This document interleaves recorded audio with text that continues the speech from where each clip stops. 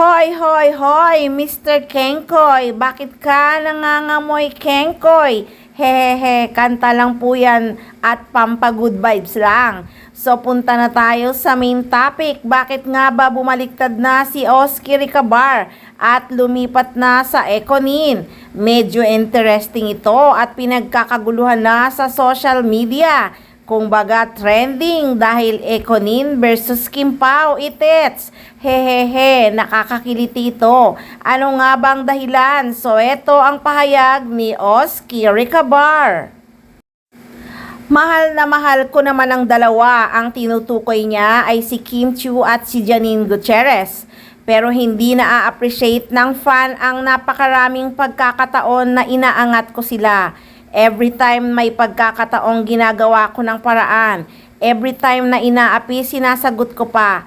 Ilang million views din na ang binigay ko. Wala akong nakitang masama sa natural beauty at edukada dahil ito ay tributes ni Janine. These words are the most unique attributes about her. These are the traits her fans are proud with her. Ang problema, ginawa ninyo ako ng issue. Ang galing mambaliktad ng fans at mang-trigger to the point na ipopost pa sa group ang samaan ng loob at rivalry, labas ako doon. Kahit katabi ko si Janine Gutierrez, never ako nagpicture kasi alam kong isa lang ang babae sa ABS-CBN na sinuport ko. Wala akong kinabibilangan at hindi ako pwedeng itali. Ang hindi ko maintindihan bakit pagdating kay Janine Gutierrez sobrang sama. Parang lahat ng achievement laging may salungat. Lahat ng galaw niya laging hindi katugma. Naging mulat na ako na hindi na healthy ang paghanga. Minsan ako nang nahihiya sa asal na di tama. Never ako sumagot kasi laging nababaliktad at nagkaka-issue lahat ng salita. Hindi naman siguro dadami ang followers ko kung hindi alam ng tao ang mga bagay-bagay. Isang big project ang tinataguyod ng network. Ang hard na pati project ng iba binabagsak.